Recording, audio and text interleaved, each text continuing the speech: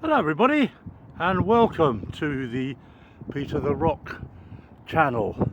I'm Peter the Rock. It's Sunday the 23rd of February and I am in a place called West Drayton. I don't know why it's called West Drayton, because as far as I know there's no east, south, north, northwest or similarly assigned Draytons. There probably are, but not round here. This is a very interesting gatehouse. Obviously it's either been built very recently to an old spec or was built a long time ago. The thing I find most fascinating about this gatehouse, well, I assume it's a gatehouse, it looks like a gatehouse, is the cat flap.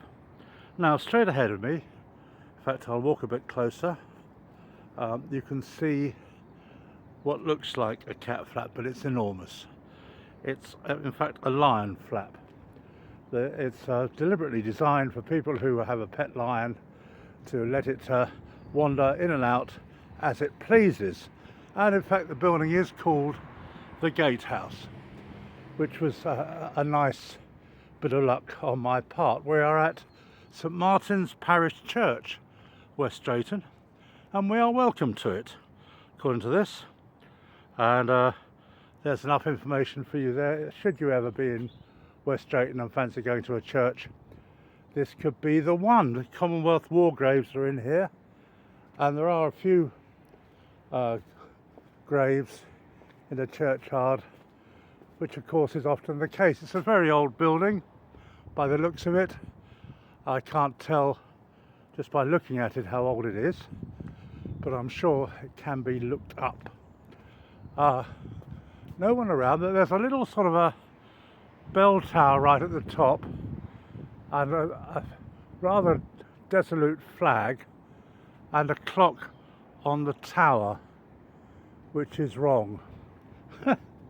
So, but the grass is kept nice and short, which is the main thing, so people are looking after the place. Here's a sign: stepped access to church, parish office and hall. And there's a very lonely grave there. Perhaps he was an unpopular chap and wanted to be alone. There's also ramped access to church, so there are all sorts of accesses. You can step or go on a ramp. We'll get a bit of a close-up. The flint is a bit it's neither one thing nor the other. I don't really think it's layered, and it's not jigsaw random, which is my definition of a certain types of flint. You can imagine what they look like. Here is rather splendid porch, so people coming to church have time to sort of furl their umbrellas, dust off their coats, and so on. And thieves should beware, which is quite a good idea. I don't know if a thief would come along and think, oh, I should be aware. I think I'll go away. Who knows? There's some beautiful trees, as there often are in churchyards. This is not a giant redwood. In fact, I can't see a giant redwood. It might well be. Anyway, the windows have got wire mesh on. I suppose it's a sign of the times. Speaking of which, I just met a very interesting person coming here on the bus. He was a Geordie.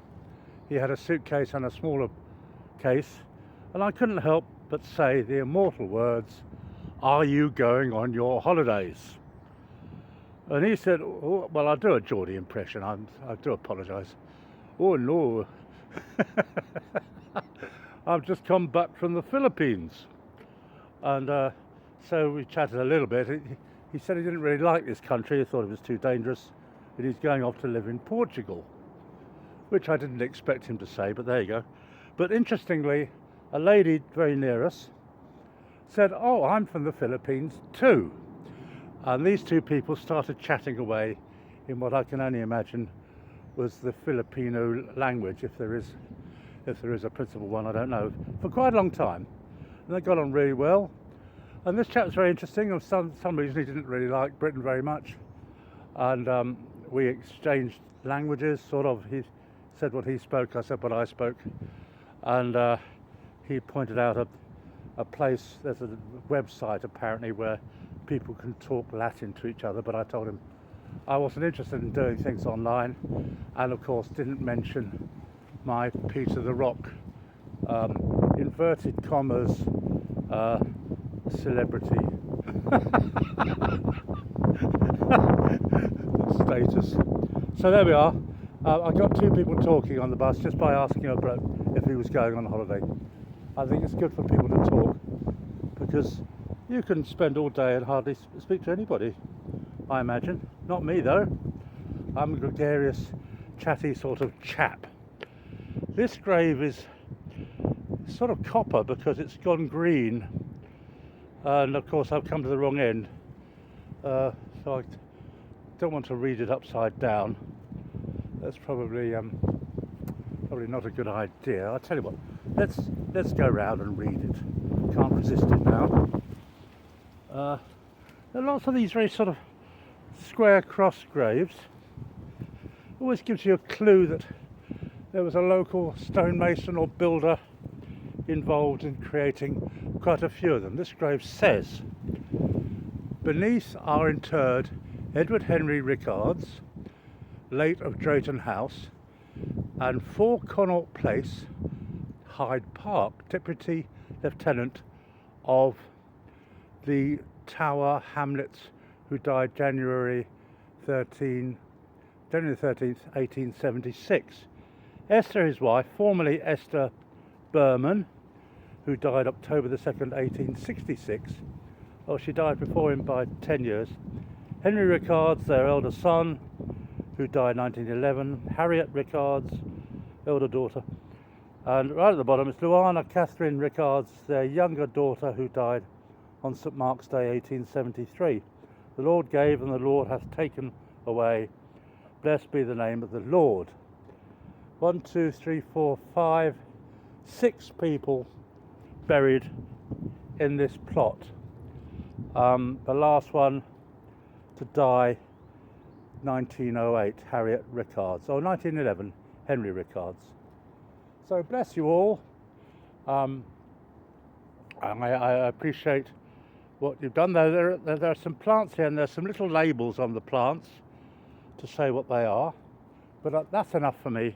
Thanks a lot for watching. It's Peter the Rock. It's Sunday the 23rd of February. Like and subscribe. Cheers.